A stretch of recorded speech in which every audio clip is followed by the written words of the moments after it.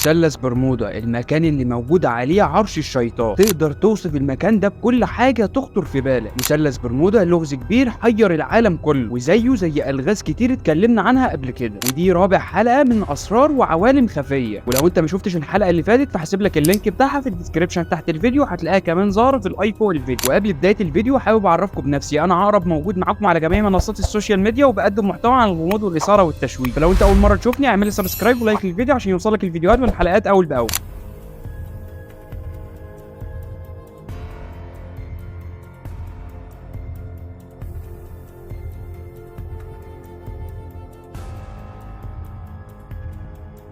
خلونا في الاول كده نتعرف على المثلث، مكانه فين ومساحته قد ايه عشان اللي ما يعرفش اي معلومات خالص عنه، وبعدين ندخل في التقيل بقى ونتكلم عن اشهر الحوادث اللي حصلت هناك وتفسيرها وتحليلاتها ايه. المثلث مساحته حوالي 1,000,000 كيلومتر مربع، وموجود في الجزء الغربي من المحيط الاطلسي، ومكانه بالظبط يعني في المحيط الاطلسي ما بين جزر برمودا البريطانيه وجزر بورتوريكو وولايه فلوريدا الامريكيه. واعمق نقطه في المثلث هي اللي موجوده عند جزر بورتوريكو، والمثلث اتسمى بالاسم ده عشان في مجموعه جزر هناك باسم برمودا، فعشان كده الاسم بتاعه اتنسب ليه. وموجود هناك حوالي 300 جزيره برمودا، منهم 30 جزيره بس هم اللي عليهم حياه. وكده انا عرفتك ايه هو المثلث، تعالى بقى نتكلم عن اشهر الحوادث اللي حصلت فيه. من اشهر حوادث الاختفاء اللي حصلت في المثلث كانت السفينه الامريكيه USS اللي اختفت وقت الحرب العالميه الاولى. السفينه دي كان عليها حوالي 300 فرد، وكلهم اختفوا وما لهمش اي اثر لحد وقتنا ده. والسفينه طلعت من مكانها من المينا واتجهت في الرحله بتاعتها اللي المفروض تاخد 3 ايام، بس للاسف هي اختفت في ظروف غامضه مجرد ما دخلت المثلث. والغريب في الموضوع ان السفينه ما بعتتش اي نداء استغاثه، واخر مره اتكلم فيها قبطان السفينه كان قال ان الجو تمام ومفيش اي صعوبات في الرحله خالص، ودي كانت اخر جمله قالها في جهاز الارسال. من بعدها اخبار وطرق التواصل مع الكرو بتاع السفينه اتقطع خالص. ووقت ما اختفت السفينه طلعت القياده الامريكيه وقالت ان الله والمحيط هم من يعلمان اين توجد السفينه. وفي روايات كتير اتكلمت وقالت ان السفينه اختفت من قبل الفضائيين وراحوا في مكان مجهول. ولو رجعنا بالزمن لورا لسنه 1492 هنلاقي ان الخبير الاستراتيجي كريستوفر كولومبوس اول واحد يوصل للمثلث ويكتشف. ولما خطط ان هو يروح هناك ووصل كان معاه بوصله، حرفيا البوصله خرفت منه وما كانتش ثابته في مكانها، وكانت بتتغير في كل الاتجاهات وشغاله بشكل مستمر. بس هو للاسف ما اداش للموضوع اي اهتمام. بس رسميا بقى تم اكتشاف المثلث سنه 1840 لما اختفت السفينه الفرنسيه روزالي، وحادثه اختفاء السفينه دي تعتبر من اشهر حوادث الاختفاء في العالم. وبعديها سفينه ماري سيليست اللي اختفت سنه 1872، وسفينه ماري كان عليها كرو كامل من امهر السباحين في العالم. اما بقى عن اشهر حادث اختفاء حصل في العالم وهي الرحله 19 الامريكيه، وعشان ما فيش اي تفسيرات مقنعه طلع شويه ناس وقالوا ان ده كله بيحصل بسبب لعنه مدينه اطلانتس المفقود. ومدينه اطلانتس المفقوده طبعا هيكون لها فيديو خاص بيها لوحدها.